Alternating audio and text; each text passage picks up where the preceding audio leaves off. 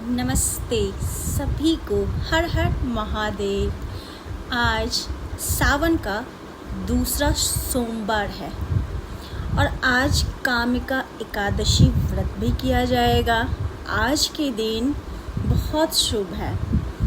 हम सोमवार का व्रत भी करेंगे। जो सावन का सारा सोमवार का व्रत करते हैं वो, जैसे मैं करती हूँ, तो शिव का तो महत्व है ही। सोमवार के दिन हम सबको पता है कि भगवान भोलेनाथ को हम प्रसन्न करने के लिए क्या क्या करते हैं। उनकी सारी मनपसंद चीज़ें आज विधि के अनुसार हम पूजा पाठ में उनको चढ़ाते हैं, ताकि उनको प्रसन्न कर सके, उनसे अपनी कामना को, मन की कामना को पूरा करने के लिए कह सकें। और भगवान औढ़रदानी है, भोलेनाथ औढ़रदानी कहते हैं हम उन्हें, और हम उनको प्रसन्न के लिए बहुत कुछ करते हैं। तो आज के दिन शिव का तो महत्व है ही, लेकिन आपने कामिका एकादशी व्रत किया और विधि विधान के अनुसार पूजा पाठ किया आज के दिन, तो भगवान शिव के साथ साथ भगवान विष्णु भी बहुत ही ज़्यादा खुश होंगे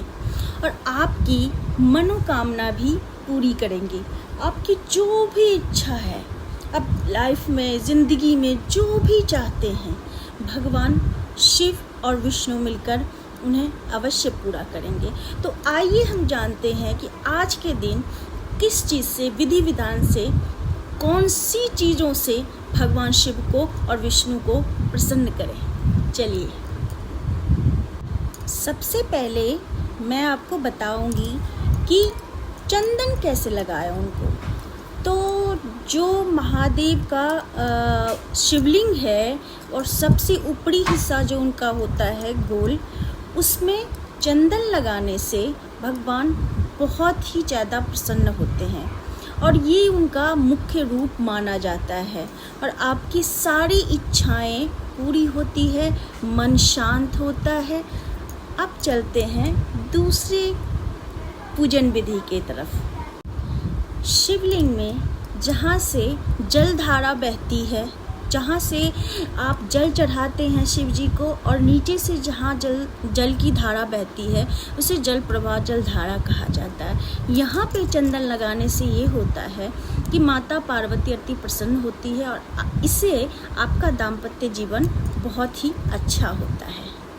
और तीसरा चंदन लगाने का स्थान, गणेश जी का जो है स्थान, वो शिव के दाहिनी ओर है। जहाँ ऊपर की ओर गणेश जी का स्थान है, वहाँ पे आप चंदन लगाएंगे तो आपकी सारी विघ्न बाधाएं दूर हो जाएंगी, क्योंकि इससे गणपति जी बहुत प्रसन्न होते हैं। और चौथा चंदन लगाने का स्थान जो बाईं ओर का है, वो जलाधारी का जो ऊपर का स्थान है, जहाँ से जल बहता है, वहाँ बाईं ओर ऊपर के स्थान पे कार्तिकेय जी का वास होता है। वहाँ पे आप चंदन लगाएंगे तो उससे आपके साहस और आत्मबल बढ़ेंगे, आपकी मनोबल शक्ति बढ़ेगी, क्योंकि कार्तिकेय जी महाराज साहस और पराक्रम के स्वामी हैं। और पांचवा जो चंदन लगाने का स्थान है, वो शिव जी और पार्वती माता की पुत्री के नाम है, जो अशोक सुंदरी जिनका नाम है। और उनका जहाँ से जल बहता है, जैसे नीचे की तरफ जल बहता है, उस स्थान पर चंदन लगाने से घर में शांति आती है। और छठा है, उनके जो परम भक्त हैं नंदी महाराज, उनके सींग पर, दोनों सींगों पर चंदन लगाने से शिव जी अति प्रसन्न होते हैं, क्योंकि वो उनके भक्त हैं। और जो उनको पूजा करता है, जो उनके सिंग पे चंदन लगाता है, उनकी सारी इच्छाएं पूरी करते हैं। आप उनसे मांगते हो, उनके बगल में रहते हैं। हम जल चढ़ाने के बाद भी और उनके पैरों को धोकर हम उनके कान में अपनी मनोकामना मांगते हैं। हमें जो कुछ चाहिए होता है वो हम नंदी महाराज से मांगते हैं, तो इससे भगवान शिव जी बहुत प्रसन्न होते हैं। और ये सारी चीज़ें थी चंदन लगाने की विधि। और आपको तो ये बात पता ही है कि शिव जी को क्या क्या पसंद करती है। बेलपत्र हो गया, भांग, धतूरा, और धतूरे वाली जो फूल होती है वो उनको पसंद होती है।